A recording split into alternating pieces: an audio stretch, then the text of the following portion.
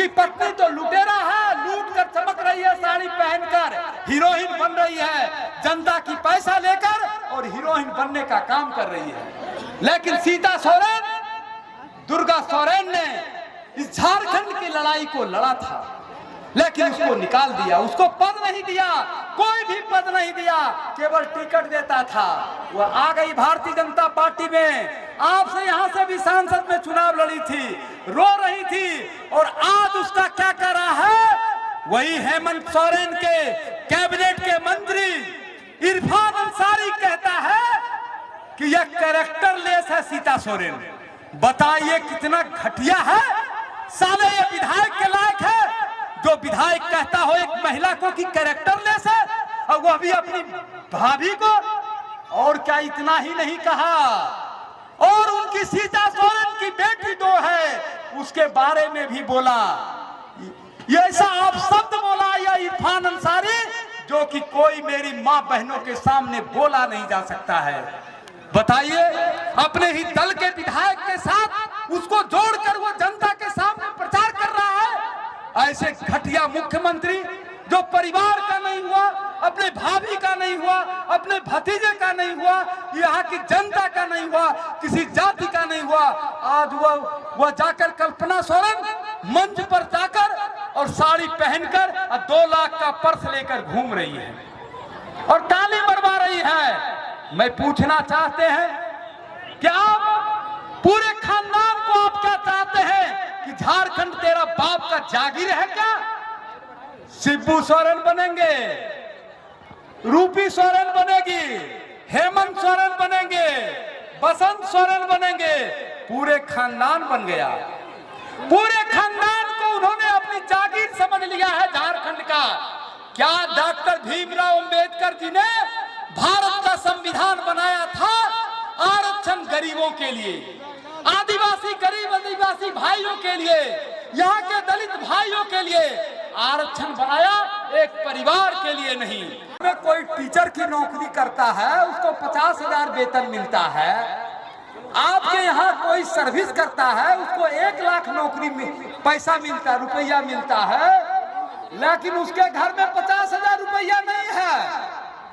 लेकिन हेमंत सोरेन के मंत्री जो अभी जेल में है, पाकुड़ से वो मंत्री बना था विधायक बन के, अभी उसकी पत्नी लड़ रही है, और उसका नौकर का यहाँ कितना मिला पता है? किसी को पता है कि नहीं पता है? 35 करोड़। बताइए, हड़िया डेक्ची महीने वाला 35 करोड़ कहां से आएगा? बताइए, यहाँ नौकरी करने वाला को 3500 घर में नहीं है, और 35 करोड़ यह जनता का पैसा डकार गया और जेल में बंद है।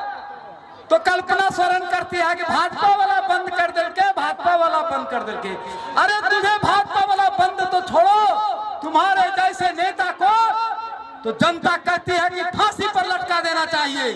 तुम 35 करोड़ खा गए हो जनता का, तो वह 35 करोड़ रुपया वह खा गया।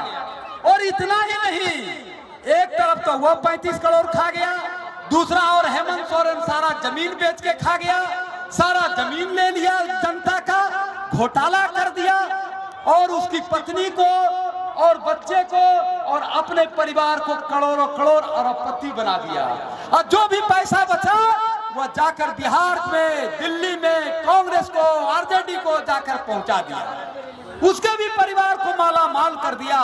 झारखंड के लोग कंगाल और हेमंत सोरेन और उसके सहयोगी दल के लोग माला माल हो गया। आप बताइए, आपके बगल में यहां पर है इरफान अंसारी।